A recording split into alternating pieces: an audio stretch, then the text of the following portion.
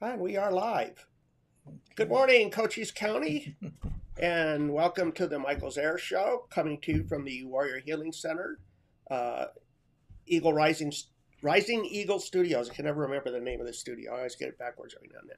Today is Friday, May 27th, and I got my red shirt on in honor of Red Shirt Friday. I forgot to wear one a couple weeks ago, so I wanted to make sure and honor our veterans out there today. Today we have a special guest veteran. Well, every week we have a special guest veteran, but today we have a husband and wife. This couple, they were shared with me. They've been married for 43 years, Yes. correct? And they like to do a lot of RV traveling. So I don't know if any of you are RVers out there, if you're watching, but they like to do a lot of traveling from what I understand. And so let's get to know Mr. Larry and Mrs. Frances Martinez. So first off, sir, thank you so much for joining us. Yes. Ma'am, thank you so much for joining us. Appreciate it very much. So what inspired you both to join the military? Start with Frances, if you wouldn't mind. Sure. My father was in the Army. Oh. So when I was approaching spring semester, senior year of nursing school, looking to decide where I was going to work and where I was going to live, the Navy recruiter came and did his spiel, and I decided that was the path I wanted to take. Right. So they were able to move me anywhere in the country. I got Wow. to list 3 choices and guaranteed one of those 3 duty stations. So They did that in the Navy too, huh? Well, I always think of the Navy as being on the ships all the time. well, back Yeah. then in 1977, women Yeah. did not serve on ships. Right. Only the male nurses went to sea duty when I first joined the Navy. So where did you go for now? Enlighten me, basic training for No. Navy, or what do they call it? So because I was already a college graduate, Uh-huh. and I was not using government money to Okay. go to college, I went to OIS. Oh, in okay, Rhode that's right. You Island. did tell me you were officer candidate, Right. or you went to officer. Officer indoctrination. Okay, all right. So that is Navy indoctrination for nurses, doctors, lawyers, dentists, people that already have their degree Okay. and are considered professionals, I guess. So we are all in OIS together for 8 weeks up in Rhode Island. Rhode Island. Okay. Yeah, and from there, my duty station was Oakland, California. You went to Oakland after that. Yes. And Larry, how about yourself? When did you enlist? What inspired you to enlist? Or were you drafted? No. I enlisted in the Marine Corps rather than get drafted, actually. But You went in the Marines. what first. inspired me was my father knew Ira Hayes. Remember Ira Hayes? He was one of the guys that put the flag on Iwo Jima. Really? My father knew him, so my father used Wow. to talk about him. And I don't know, I just decided to join the Marine Corps at age 17. At 17, so Yes. your parents had to sign. Yeah, they sure For did. you? And And where were you at that time when you went in? I was living in Tempe, Arizona. Tempe. Okay, so were you Arizona born? I'm Arizona born and raised. Wow, how cool! I don't get to talk to too many people that are actually native Arizonans. So I joined the Marine Corps in April '67, and then after boot camp and all my jungle training and everything, in February of '68, I ended up in Vietnam. So you went to Vietnam, Hmm. and what was some of your duties there? Are you allowed to share that? Or Yeah, I was attached to the 9th Engineering Battalion out of Chulai, and the engineers there were building Highway 1 between Chulai and Da Nang, but I was an Alpha Company which provided all security for all that. oh wow, And all I did in the whole 13 months of Vietnam was run patrols, search and destroy for the enemy. wow! So, And you were there till what time? When did you get? February of '68 through March of '69. Okay, and when you came home, where did you come back to? I got stationed in Yuma, Arizona, In Yuma. because Okay. I was being in Arizona. They let me choose Yuma, Arizona as my duty station. So Now, was that for reserves at that time, or no, I was still on active duty. active duty? Yeah. Okay, all right. Mhm. And had you and Francis met at that time? No. Net? Oh, no. Not yet? Okay. I was still in junior high school. Okay. And so you're in Yuma, and you're there for how long? I was there for about a year, and then I got discharged. The Marine Corps said about 3 or 4 months before my discharge, said, if you stay in, you're going back to Vietnam. Okay. So I chose to get out. Okay. And so I was out for a year and a half, almost 2 years before I joined the Navy. So then you went back in the Navy, and what was that experience like? Like for example, when you enlisted, did you again have to go through a boot camp there, or? No, Marine would not go through a Navy boot camp. It would have been a joke for me. But anyway, the Navy, I got stationed in Long Beach, California, waiting uniforms and orders and all kinds of things. Okay. And my first duty station was the USS Hancock aircraft carrier. Okay. And that was a machinist mate, which is the engineering rate. And later on, I became a cryogenic technician, where I was operating liquid oxygen nitrogen production plants for pilot breathing and on aircraft carriers. Okay. And you were there for how long were you doing that for? I was in the Navy for almost 10 years. For 10 years? And I served on 3 aircraft carriers, the Hancock, the Nimitz, and the Enterprise. Oh, you were on the Nimitz. Mm-hmm. Okay. And so you served a total of how many years 15. in the Marines, and then Almost 4 in the Marine Corps and a little over 10 in the Navy. So I got 15 years, basically. 15 years total? Yeah. And then going back over to Francis, you were at your first duty station, and what was next after? So I went to Oakland in 1977, late fall, like October. And my first, not enlistment, commitment was Right. 3 years. Okay. By then we were married. 1979 we got married. And it became clear that my husband's 3 children were going to be living with us. Okay. So when I came to 1980, 3-year commitment, the Navy was not very fond of women having children. No, At that point the military wasn't. No, right. It took them a long time to come around. So that was presenting challenges, knowing that we were going to be taking my husband's 3 children to live with us. And the reserves at that time did not pay Nurse Corps officers. You drilled for free. Okay. So that was somewhat problematic in having a family and thinking about working a job as a nurse and then drilling as a reservist on weekends for free. So I actually just chose at that point to get out. Okay.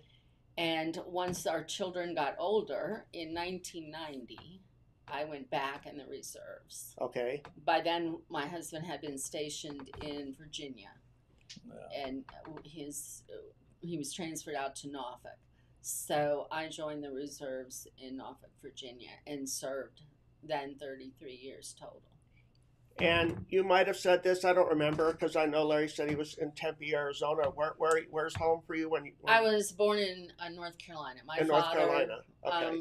At the time that I was in high school and then on to college, my father was stationed at Fort Bragg, North Carolina. So we have somebody born in Arizona, somebody born in North Carolina, and somehow the two come together and become one. Let me back up right? a little bit. I was in the 1970s, Uh-huh.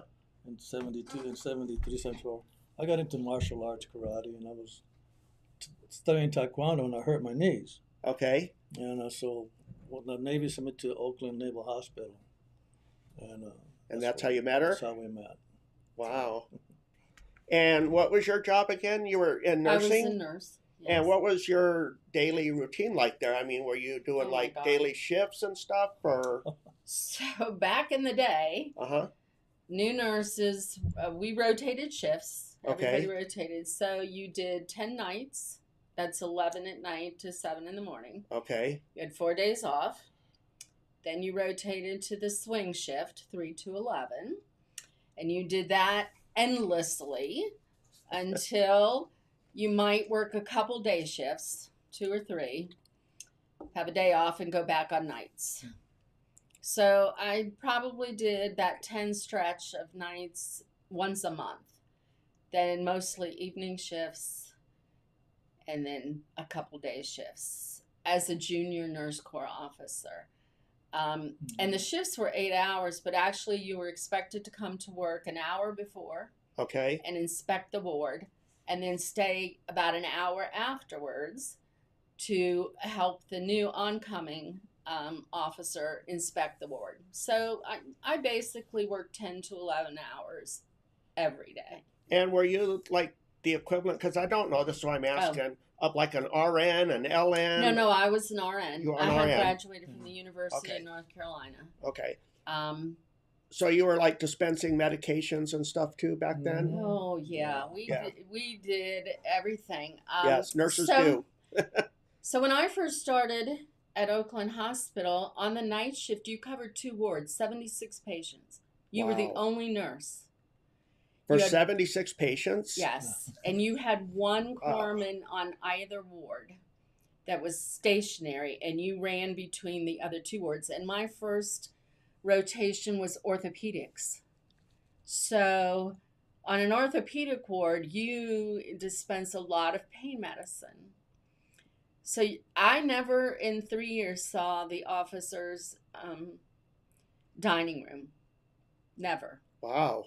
I never had a meal because you were just You busy. just didn't get a break. Right. Go home and But the you're done. patients got excellent care, but I mean, you Yes. hustled for 10 hours. You were busy, and you were expected to make rounds on those 76 patients every hour. You were expected to see every patient at least one time every hour. Wow, that's a lot. Nurses today would just throw their arms up and go home. Well, even before the pandemic, I always felt that nurses were the heroes in the medical field because they did all of the grunt work, all the heavy lifting, and the doctors, and if any of you are doctors, please forgive me for saying this, get all the glory and all the honors and all that. But good nurses are hardworking people. yes. And you don't get to stay in the military if you're not a good nurse. And they're God's blessing to us too. I'll say that. And on the receiving end of nursing care, I would say exactly the same.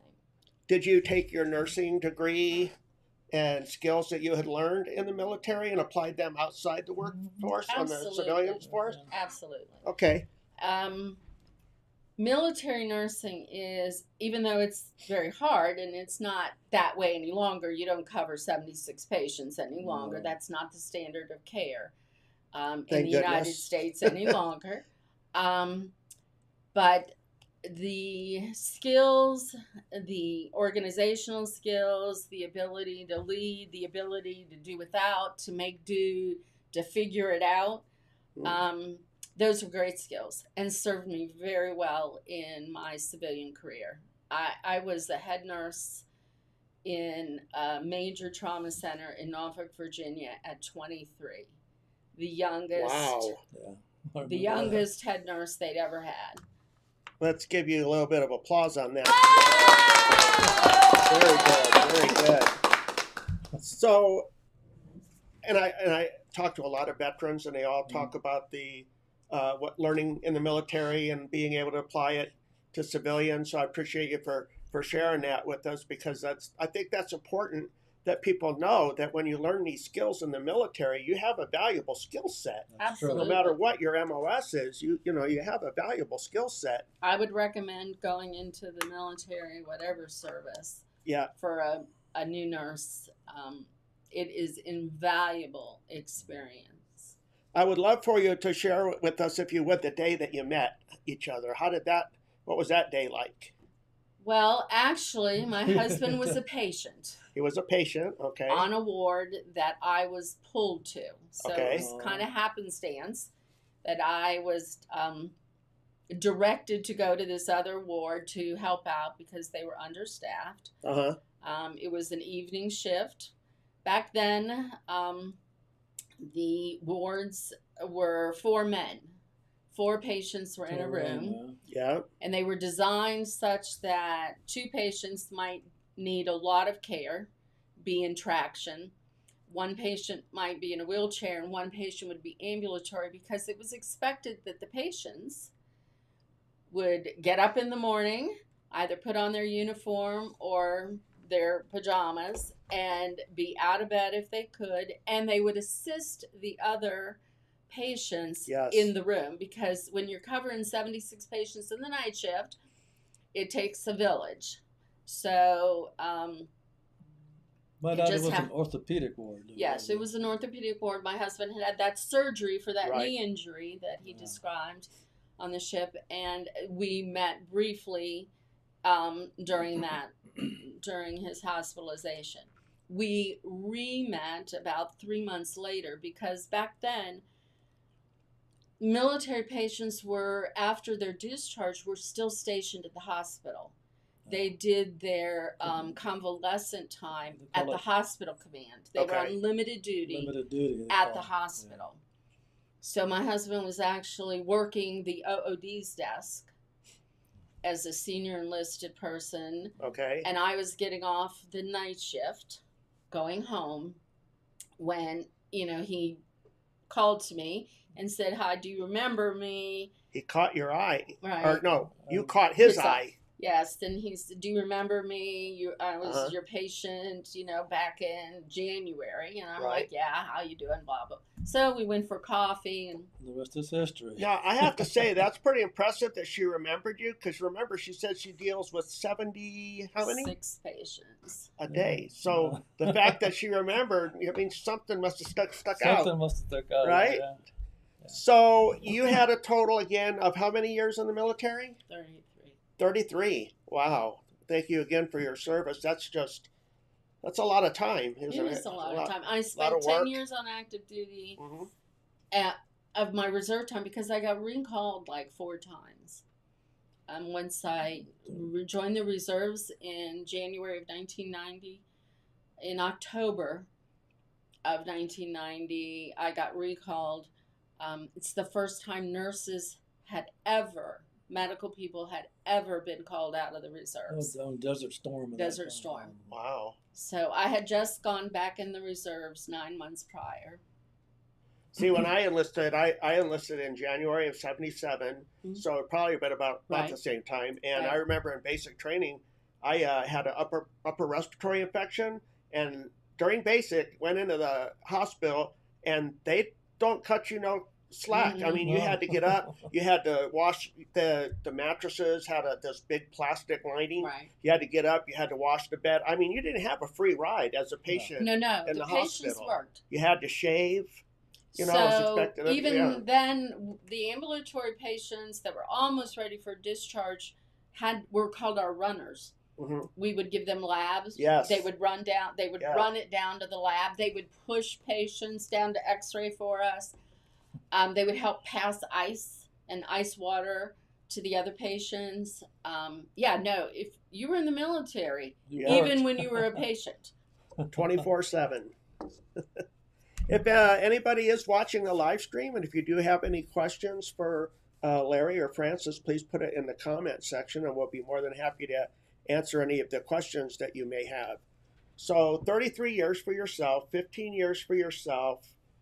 You're married. You're both out of the military. Before I segue to that, I wanted to ask one more question real quick, because I always like to ask this. Where was your favorite duty station when you were in the military?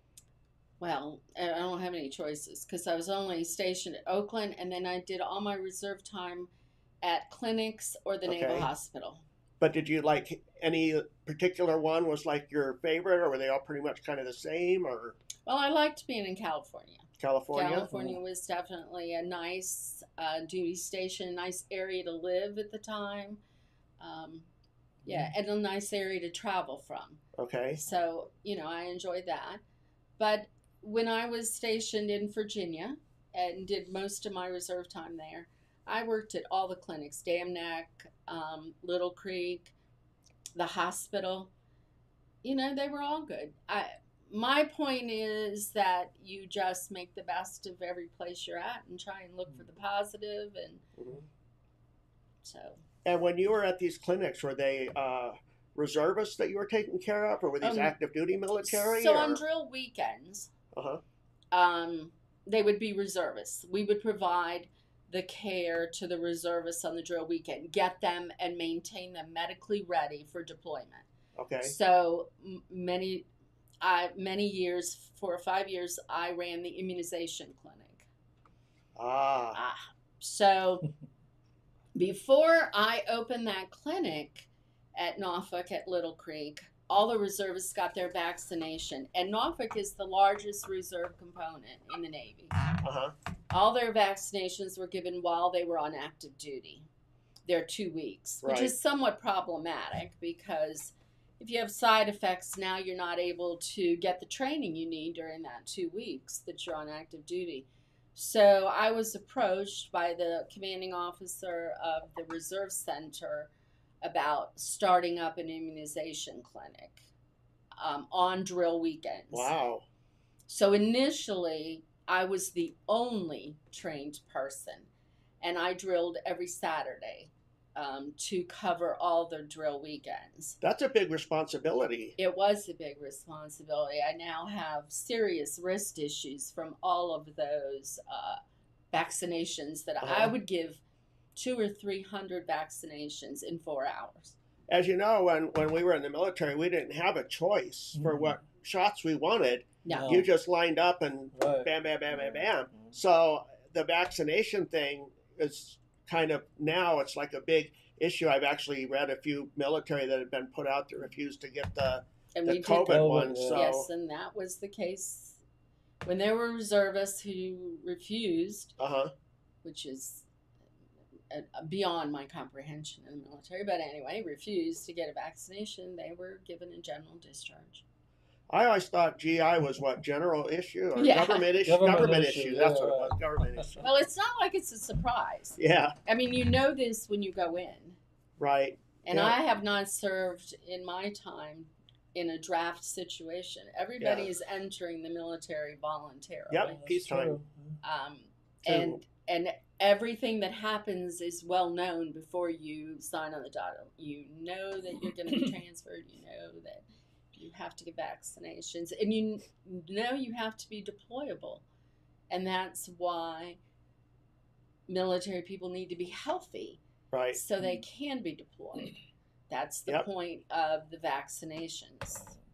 And Larry, you mentioned that you were on 3 different ships at least, Right. And in the Navy, did you get to move around a lot? And if so, what was your favorite duty station? And you can't say where you met your wife. That one doesn't count. No. Well, I could tell you, I got out of the Marine Corps, and let me start from the beginning. I got out of the Marine Corps, and PTSD was really kicking my butt. Okay. So about a year and a half after I got out of the Marine Corps, I decided I'm not going to let PTSD control my life anymore. So to get away from Tempe, Arizona, and the life I was living, I was almost becoming an alcoholic. I decided to join the Navy and get away from all that. Right. Best thing I ever did. So when I got to the Navy sent me to some good engineering schools, cryogenic school, pneumatic control system, hydraulic control systems, etc. A lot of good engineering training in the Navy. And so on the aircraft carrier Enterprise, we went to, I don't know, 8 different countries. I've been to 14 different countries. Wow. In the military. I don't know which one was the best. They're all pretty. Everything. Well, not best. Your favorite. Like where did you have your, Oh, it's hard to say. I enjoyed Penang, Malaysia. Malaysia. Yeah. Okay. So there was a lot of jungle and stuff to see. Monkeys on the street, that kind of thing. So. Yeah, Malaysia was fine, but we've been to a lot of different places, and I've been in places that are so wonderful and beautiful, and you're there with a bunch of sailors. I'd rather be there with a loved one. Right. So it's not that exciting when you're just with a bunch of sailors. You just want to go have a few drinks anyway. Right, but you can still take in, like you said, the scenery. Take in the scenery, and it's really it was a good experience, and I can't complain about that. So that's when we retired. I told Francis, I've been all over the world. I'm going to go see America. Yeah. So when we retired, we decided to buy the RV and go see America, and that's what we did. Well, that's where I was going to be going to next after you did your traveling while you were in the military what your favorite was. So then you're both married, and then when you get out, where's the first place that you ended up moving to, residing? Well, when I got out of the Navy, we were living in Norfolk, Virginia. And Okay. I didn't get out of the reserves until I turned 60 in Okay. 2015. All right. So we both retired. I retired from the Navy on June 30th, 2015. I retired from my government service job. My Wow. husband retired from his military contractor job on the same day. Yeah. And 2 weeks later, we hit the road. So I know what you did for your nursing, Larry. Okay. The job skills that you learned in the military, how did you translate those into the civilian sector? When I got out of the Navy, I went to work for Newport News Shipbuilding, which builds aircraft carriers and Okay. submarines. And I went to work in the submarine division. So for the 33 years that I was working for, first it was Newport News Shipbuilding, then Tenneco, and then Northrop Grumman, all one company. They buy each other out, kind of Right. thing. But so what I did was I was an engineering analyst, and all I would do, I would write installation instructions for the installation of equipment on submarines. Okay. And after I wrote the installation instruction, we call them tiger teams, would go on board the submarine and install the equipment. After the equipment was installed, I would go on board and make sure it was installed in accordance with the engineering drawings. Because the Navy submits a lot of good schools, remember? Yes. So I had all these skills that I learned in the Navy. So that's what I did for several years. And then my last 8 years in the Navy, as working for Northrop Grumman, I was an engineering analyst, logistics management analyst. And what I did, I was responsible for the navigation and radar system logistically Okay. for every submarine in the United States Navy. Give me an idea of what that's like what your daily job routine would be like for that day doing that position. Well, I would write an installation instruction for installing some software or updating a computer on a particular submarine Okay. for the navigation and radar systems. Okay. Then I would go on board the ship to make sure it was done according to the drawings and everything. And that's what I did. I was, okay, this is done right. The Navy would pay the contractor, okay, you did a good job, it's installed correctly, they sign off on it. Now, I was not Navy, but so I don't know this. That's why I'm asking this question. Common sense tells me when you're in a submarine, you're underwater, you can't see where you're going. So that navigation, the sonar, radar, whatever that they're using, it's really important that stuff be top notch, right? Back in the 90s, one of our submarines hit an underwater mountain. Hit what? An underwater mountain. An underwater. Oh wow! I can't say who it was because right. It's secret. We don't want to break any back rules. Then they had paper charts on the submarines. They had the plotting tables, and the navigators looking at the paper charts are underwater. They're navigating using sonar and paper charts. Well, they hit an underwater mountain. After that, the Navy said, okay, we can't rely on paper charts. So they started doing software. Navigational software, which they can update regularly. So once they started doing that, they started upgrading computers, installing software. I worked with the people who developed the software and updated the computers. And I was responsible for making sure that the computers and the people on board had the software required to maintain the radar and the navigation systems.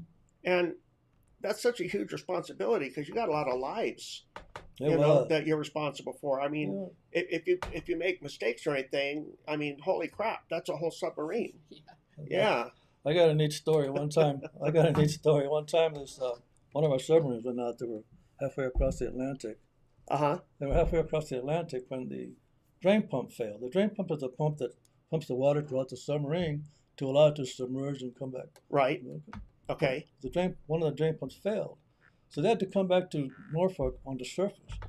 And a submarine on the surface is like a cork, They're not made to be on the surface. Right.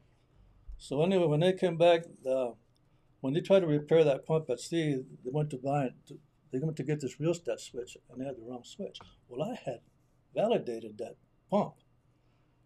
So when they came back, I said, oh man, I hope I didn't get the wrong part numbers because I had validated it. I didn't mess up. The sailor on the ship ordered the wrong part. But you thought the world was coming to an end. Yeah. I thought I was going to get fired.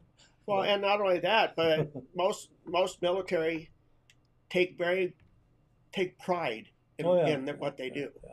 in their positions, whether they're in the military or segue into civilian. So I get that. I get that. I had a great career. Mhm. I had a wonderful career. I no regrets. So let's get into a little bit about your traveling within the States now. Oh yeah. So when did you buy your RV? What year was that? November 2014. Yeah, we had been looking. We'd already had an RV, but it Okay. was not going to be suitable for full-time living.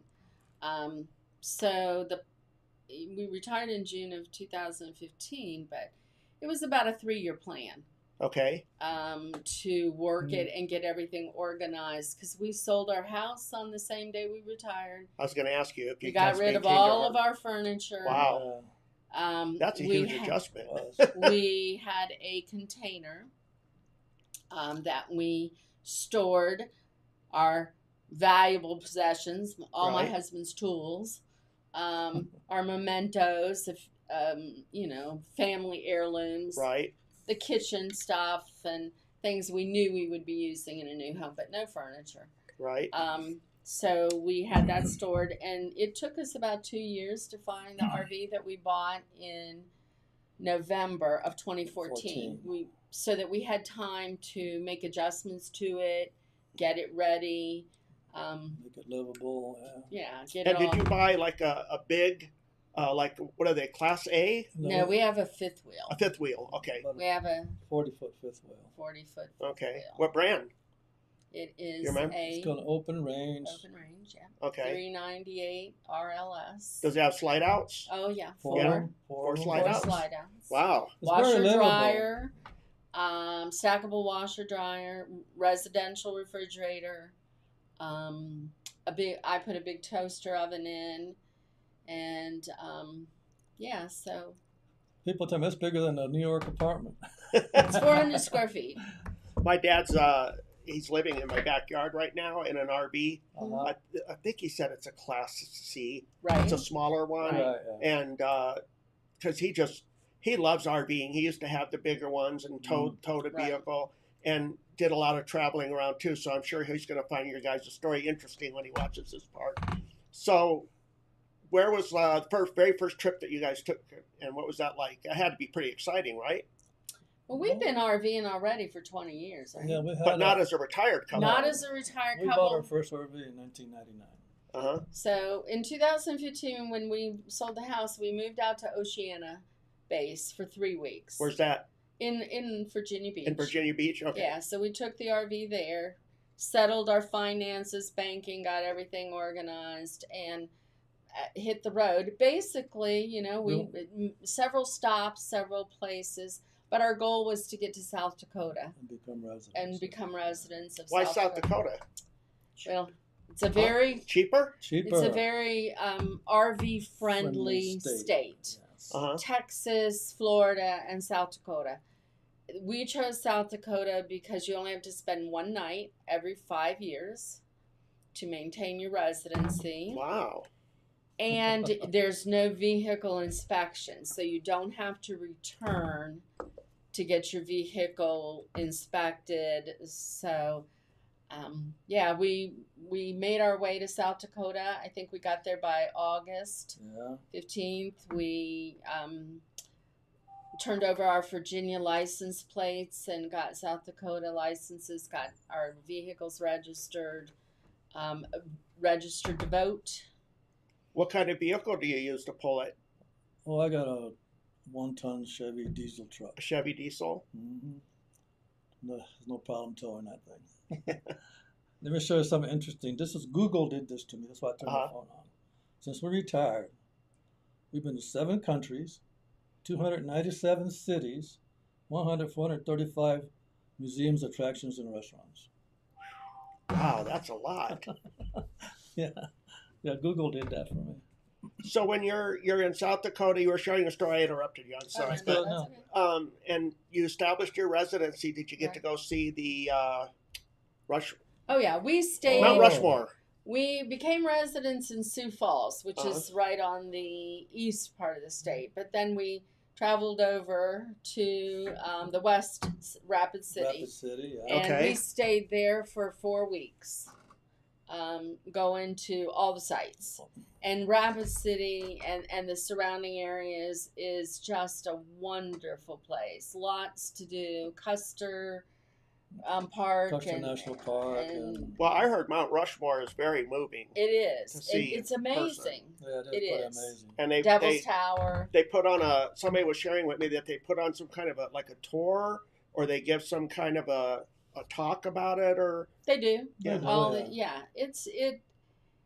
Our country, it's an amazing place, Amazing and country. just so much to see and do. We could go back and stay there a couple more months.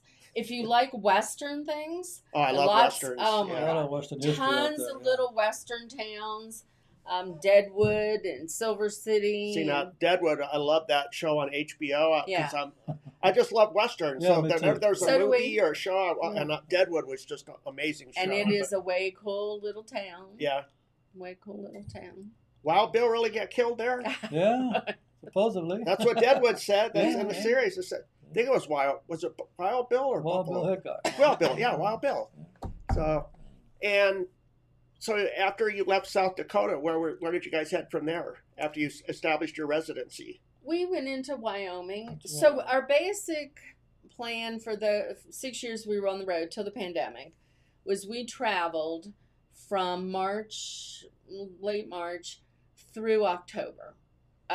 So 1 year we were on the West Coast, California, Washington, Oregon. 1 year we went back to the East Coast, back to Okay. Virginia. Everything in between, obviously. And then 1 year we went up to the Great Lakes, and the whole trip. So the whole trip in and of itself is an adventure. It's not like we just drove to Right, the right. destination. Mhm. We only drove 4 hours a day. We stayed at most places 3 to 7 days, sometimes 2 weeks. 2-3 weeks. Because you're not in a hurry to get No. anywhere. We are not in a It's hurry. perfect. And so we would travel from March through October.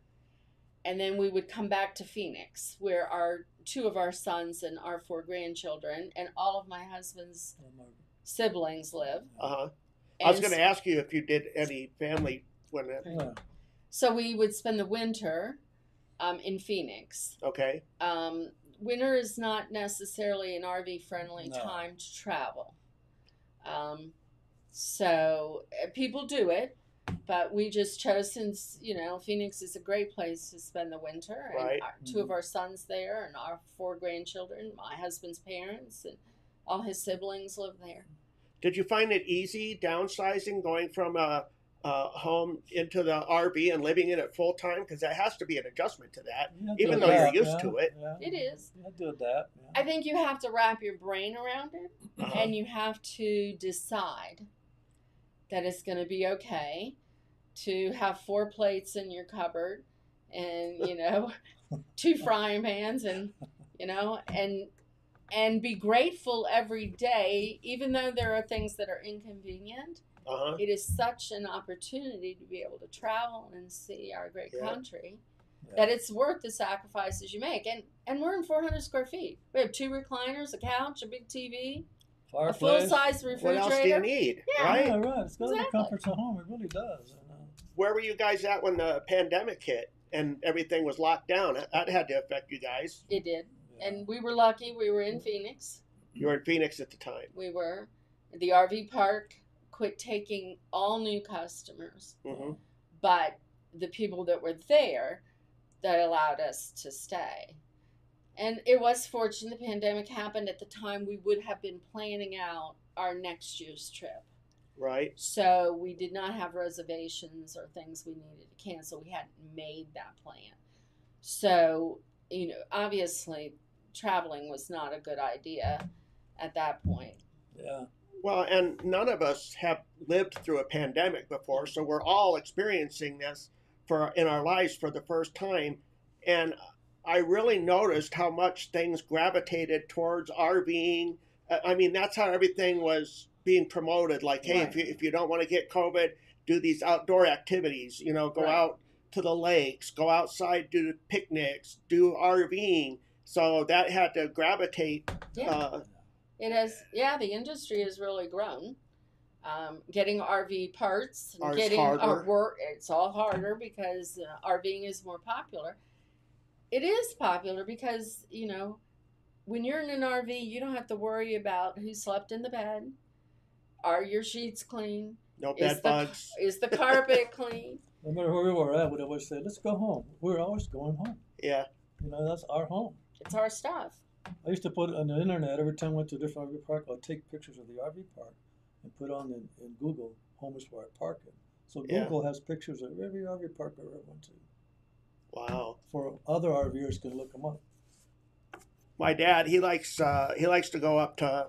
He's got like this little group of RVers that he hangs out with, and two of his favorite trips are to Pahrump, Nevada. Mm-hmm. He says he likes going there, and then there's like a casino there that they go to, and then they go down into Rocky Point in New Mexico. Oh, Rocky Point, yeah. And he says he loves it down there. Goes down there for like, I don't know, 2 or 3 weeks, and with all of his friends. And then there's all these RV clubs that you can join, and it's just. Kathy wants to know. Let's see what Kathy wants to know. What was the most challenging part of living in an RV while dealing with the pandemic? That is a great question, Kathy. Thank you for asking that. While dealing with the pandemic, honestly, I don't know that couldn't we go anywhere or do anything. I think the fact that you're in that RV and you're not traveling, maybe you just live in there, yeah. You're basically just living, and it did change the dynamics. RVers typically spend time outside visiting with other RVers, and we did. You notice that people pretty much stayed to themselves. Right. There wasn't a lot of going over to the next RV site and sitting down and visiting with people. See, and I was just going to say that you both, even though I just both met you 40 minutes ago, you both strike me as very social people. Yeah, and I think that being in RVing, just like being in the military where you have that camaraderie, where you're around that, and I think that when you're on lockdown and you're not allowed to do those things, I think that it messes with your mental issues too, because it's a good thing we like each other. Yes. Yeah. For 43 years. Got to have a good marriage to live in 400 square feet, let me tell you. Yeah. How many square feet? 400. 400. It's just mind blowing that you guys are able to just get up whenever you want to and go and stay, because a lot of the veterans that hopefully are watching this show, some of them, I don't know who's on the other side of the camera, so I don't know if they're struggling with any issues. Maybe they're home alone, and if they don't have anything, and I think by seeing how people can have lives. I think that as veterans, we need that hope. You need to have something. You can't be a couch potato. Right. And we need to be not only interactive with each other, but I think that helping out within the community, whatever your thing is. I've had a few veterans. Donna says it, Reverend Donna from Warrior Healing Center said it best when she says, find your own tribe. It's just find your group. And so I always like to encourage anybody that's watching the videos here that if they are, struggling, are home alone, and they don't have that, I can't think of the right word, but they just don't have that. No social interaction. And I think that we need that, we do. And hope is a big thing. And we have 22 veterans a day that commit suicide. And I would love to see more of us to be able to get out and help these veterans and give these veterans hope and stuff. And I think there was, when I went to the Knights of Columbus convention last weekend, there was a thing I just learned about that I wanted to share with our veterans. It's where it's the St. Joseph's camp that they have, and it's kind of like RVing, but it's cabins instead of RVs. And they have a week. Every year they have a week where it's just veterans. So I'd like to get some more information and get that to them and stuff like that. But so along those lines, are there any veteran groups or organizations or anything that you're both involved with, like for traveling or anything like that? Not for No. traveling, but I'm currently a member of the Marine Corps League here in town. Here in town? Yeah, Okay. and we have our meetings here Right. once a month. So you know Dan Shaw then? I know Dan Shaw Yeah, very he's well. a good guy. Yeah. You know, the Marines have their breakfast at the Landmark every Oh, Monday he's there morning. every I'm Monday. there every Monday. Oh, you are there? Okay, good. Good. Well, that's how my wife read it in the paper when we first got here. She read, hey, there's a bunch of Marines that meet at the Landmark on Mondays. It was in the newspaper. So I went there one Monday, Wow. introduced myself, and the rest is history. Very cool. Once we get our house together, which is a challenge, Uh-huh. we bought a home here in town with the intent of having it be our winter home. Okay.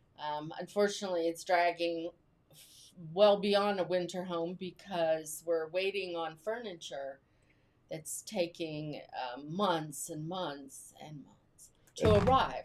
Is this a home that was already built or It's what a you're home that having was built? no, it's Okay. a home that was already built. Okay. Since we came down, we didn't want to spend a summer in Phoenix. Right. So I wonder why. Much cooler here. Yeah, during the pandemic, so we came down here, and we, been down here a year or so. So our plan kind of adjusted. We thought, well, we'll get a winter home here, and we'll travel the rest of the Okay. year. Well, the winter home has first of all, we bought the home in November, but we didn't even move in till April because we parked the RV next to the house because we're difficulty getting furniture, appliances, people to come in and do work on the home that we wanted done before we moved in. So we're just now have been in the home about a month. Okay. Normally we'd be on the road, but we have probably 7 large items that we're waiting for from different vendors, and we just Right. can't have those delivered to the No, front we doorstep Can't go and anywhere. be gone. So as soon as we can get all of our stuff, Right. then we'll be able to execute that plan of being here in the winter and traveling, back to November through probably February, March, and then be on the road the rest of the year. It's funny you mention that because I'm going through that exact same thing, and my dad is. Like, if you want to buy furniture, Mm-hmm. because he's building a casita Yeah. in my backyard, and you go into any furniture store, it's like 6 months Oh, yeah. at least. Definitely. We ordered our furniture in November, Uh-huh. and we still do not have it all.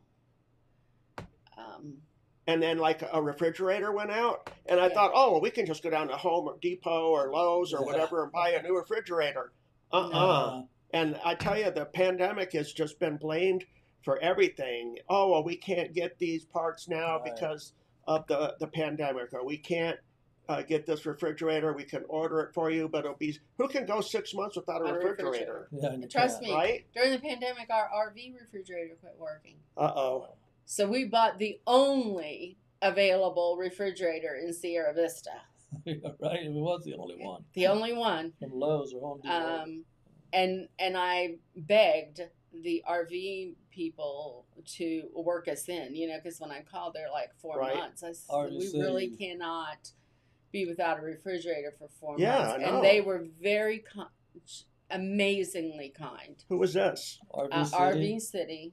RB City? The Okay. service manager was just phenomenal. He said, if you can buy a refrigerator, you call me, you bring me the refrigerator, and then you can bring the RV the next day, and we will get it installed. Because they had to take Wow. a window out Yeah. of the RV. Yeah. It took 6 men It took them 2 to- hours. They were done. to get it in, and so they were They're amazing. amazing.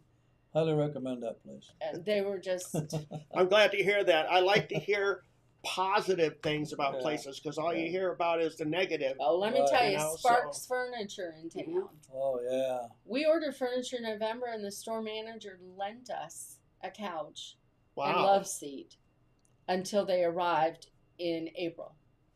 I like hearing stories like that. And he has just been phenomenal in terms of trying to help us find furniture, get furniture, and who lends you a Yeah. couch? Yeah, really. And not only that, their good intentions to you Yeah. and RV City has just got them a little bit of I Good try promotion, and tell everybody. We tell all our friends about Sparks. good deal. And RVs. And the Yeah. manager's retired Marine.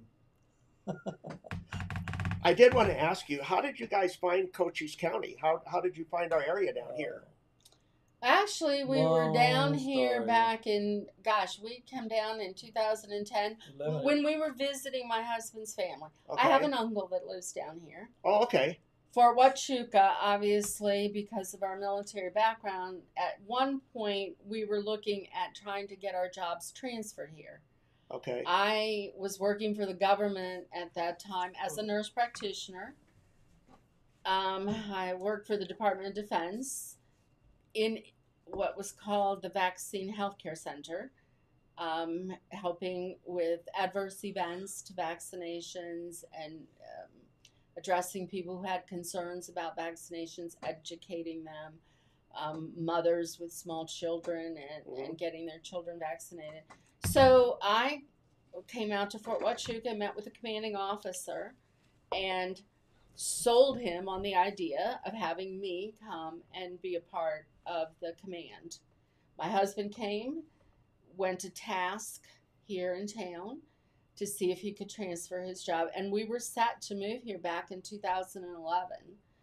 Unfortunately, right after that came the furloughs, sequestration, cutbacks. So everything fell through. Everything. So that did not pan out. So then we changed our plan to retire in 2015 when I turned 60 and had to retire from the reserves. So we changed and decided we would retire then and hit the road and see the U.S. So you were a nurse practitioner as well? Yes. We didn't even touch on that. No, at one point when my youngest son graduated from high school, I went back to graduate school, used my GI Bill, and the hospital had money for education that I was working at, so I had several pots of financial support. I went back to school and got my master's degree as a family nurse practitioner. Wow. Worked in private practice for a while, got recalled to active duty several times, served at the Naval Hospital as a nurse practitioner. Because NP, they can write prescriptions, can they not? Yeah. Yes, write prescriptions. So they have a little bit more responsibility do procedures. than RNs. I worked at the urology clinic at the Naval Hospital on my last recall. Did vasectomies, did procedures, yes. Very cool. Now that you're both retired, do you still ever find that you are offered, let me see if I can ask this correctly. Have you been approached to like unretire in the medical community because of your Absolutely. So my husband has too. Just recently got something from Lincoln for logistics. The logistics managers. Yeah, I get messages frequently to contract jobs at the Fort Huachuca here in town. But I'm doing free advice now to all my friends and, there you go. and people I meet. The Warrior Healing Center here has quite a few different groups and organizations that work out here. That's why I was asking if you guys were involved, and I'm glad that you shared the Marine Corps League, because we also always like to give kudos and boost up any of our organizations here in the community and try and get their word out for them. So did you guys have any other or are there any like community activities that you guys are involved with right now? Or Not yet. But my goal right now is just getting us into that house and getting us organized. Yeah. So, but I would like to give a shout out to the VA system. You know, during those travel times, my husband's only we go to the VA for his hearing aids and hearing issues. And he did one year have some issues. So we were at several VAs along our travel in Portland and Santa Rosa and Petaluma. And although not always at the first phone call accommodating, we were always able to get into the system and get the medical care that we needed while we were on the road. See, as a Vietnam veteran, and I know we talked about this off camera, but a lot of our Vietnam veterans, they come back and they don't know maybe that they were exposed to Agent Orange, or they find out later in their life that they get it and stuff like that. And it was a very long battle that veterans and organizations had with the VA for them to get to recognize Agent Orange. And now that, like I said, they're doing that with burn pits as well. And it is a battle, but I have to agree with you in the respect that the VA medical healthcare, as far as the treatment I've gotten and what I've experienced, has been really good. Very good. You know, they're even giving Agent Orange to blue water sailors now. Yes. And I went to Vietnam twice on aircraft carriers. Right. So. Do you have anything in closing that you'd like to share with our audience? Maybe any words of wisdom or any kind of encouragement or anything that you'd like to share? I'd like to say that people need to be their own best advocate. The more information, and there's tons of information out there about the VA, but if you're not computer literate, you know, there's the Warrior Healing Center. People, you really need to know as much as you can about your illness and about the benefits that are out there. I mean, you can go online easily and see the presumptive illnesses that are already recognized for Agent Orange yes. and Blue Pit. Yes. You can sign up to get, I get numerous bulletins and emails that I've signed up for through the VA. I just, in anything we do in life, the more you know about everything, the more you know about Social Security, the more you know about your retirement, the more you know about your health care plan, Medicare, the VA, the better you are to advocate for yourself. Right. And know what your rights are. And I'm always the believer that don't always believe everything you hear, and don't take no. Somebody says no, hang up the phone, call back, talk to somebody else. You know, if your attitude is, this is my right and my benefit, then you work around the obstacles that present themselves. You can't give up. Can't give up. You can't give up. You can't give up. Larry, how about you? I don't know. I'll just tell it, any other Marines or soldiers out there that are suffering with PTSD. I don't know if this is going to help them, but when I was after I got the Marine Corps, PTSD was really kicking my butt. But one day I just decided, I told myself, I can't let this control my life. And I just made the decision every time I had a flashback to just go with it. To me, the flashbacks I was having, all the fear they had to contain and bury in your subconscious in battle. Okay. PTSD, it comes out. So all that fear that you can't let fear control you. You get killed. So back in the world, when I'm back at home and a helicopter sets me off, I go with it. I just had to my wife has seen me cry many times. And to me, it was a cleansing process. And that's the way I've dealt with it, and it's really helped me, to tell the truth. I didn't let it behind. Just, okay, it's okay. Go with it. We do some inspirational messages.